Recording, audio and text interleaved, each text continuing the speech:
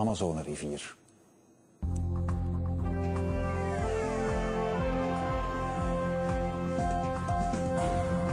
We varen de Amazone af, van Peru tot aan de Atlantische Oceaan in Brazilië. 6500 kilometer lang. Het is de levensader van het Amazonewoud. Een natuurlijke schatkamer met 10 miljoen soorten planten, dieren en insecten. Maar het ecologisch paradijs is in gevaar.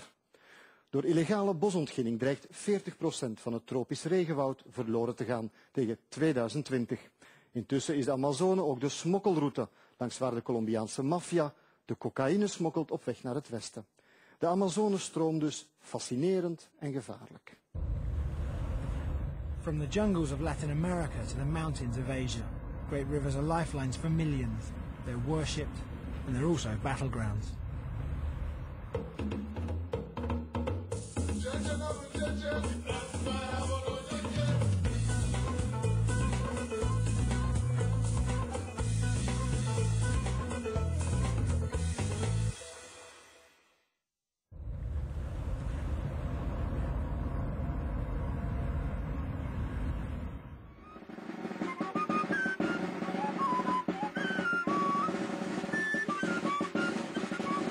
This is Coca Canyon, high up in the Andes.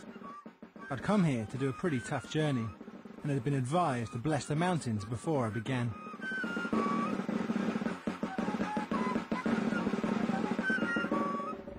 So the snowy peak on the right is the volcano Mismi, which is no longer active. But that's where 4 years ago a team of scientists found a small trickle of water, which they're certain is the source of the Amazon. And that's where we're hoping to get to by the end of the day. Habla así. Ya, mirando allá, So, Mismi. Mismi, please. Gracias, gracias, Mismi. Gracias, Mismi. Please welcome me to your land. Gracias. Ya, usted ahora. There's a fag in there as well. If I didn't make the offering, I was told the mountain could make my time here very uncomfortable. At the end of the ceremony, blood has to pour into the earth. Once it was the blood of a child. Today they sacrifice a guinea pig, which is farmed in Peru as part of the daily diet. Entero bajar en jamón janco.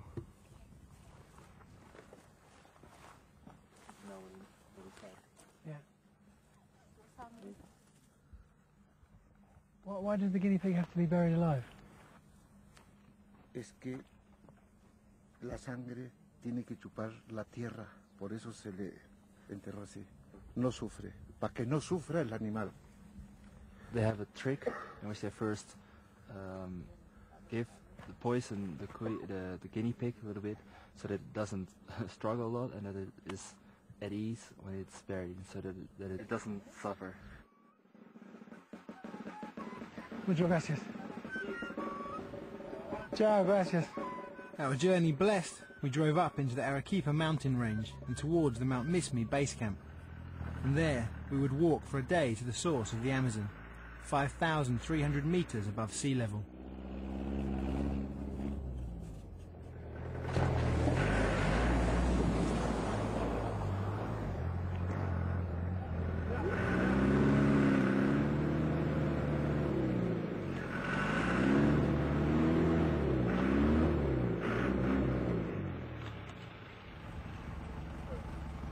I'm glad we went through the ritual of asking the volcano Mismi to welcome us.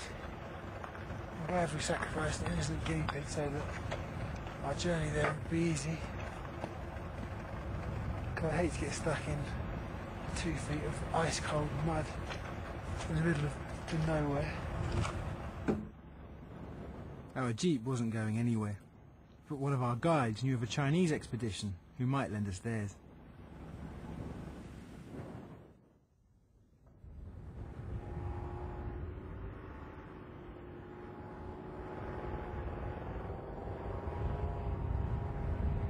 Two hours later, we were mobile again.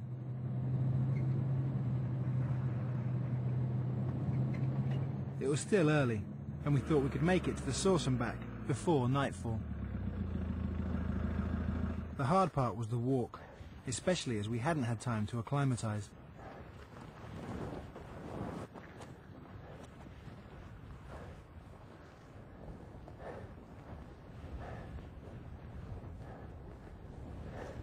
So I've just found out we're at 5,200 meters, which is higher than the peak of Mont Blanc, which makes me feel very intrepid. And that we're getting roughly 60% of the oxygen here that we would get at sea level, which would explain the fact that I feel like I'm about to have a heart attack.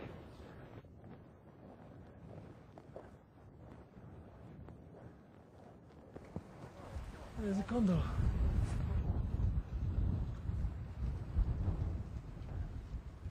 That means that the mountain is officially welcoming. Right, let's go.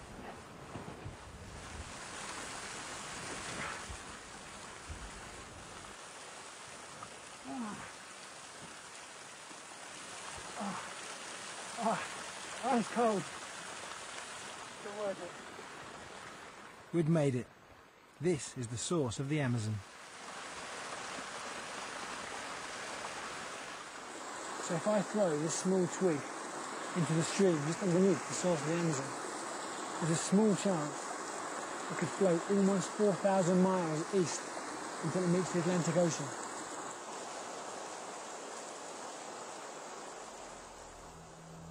But our journey had only just begun. As we walked back to base camp, we realised our replacement jeep had deserted us.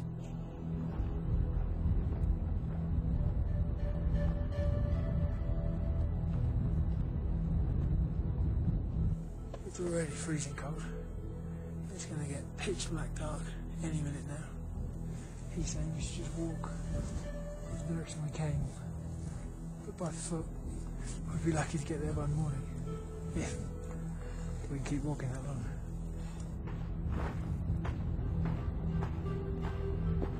We walked for miles in what we hoped was the direction of the first truck.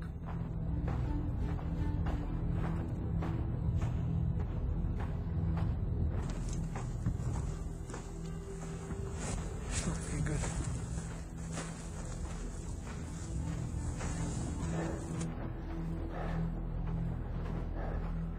We were on the point of collapse. After 8 hours, we finally found the 2 jeeps. Both were now stuck in the mud.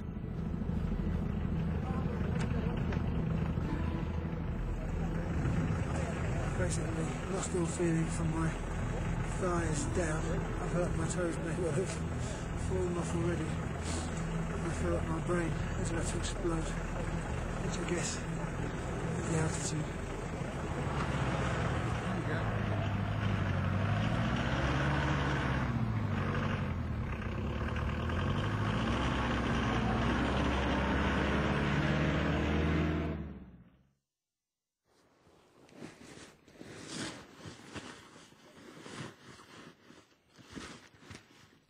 Basically, you have a headache, like the worst headache you've ever had. Worse than the worst hangover that Oliver Reed ever had. Like your brain is just going to explode through your skull. We both had nosebleeds. My gums were bleeding this morning. Apparently what we had is acute mountain sickness.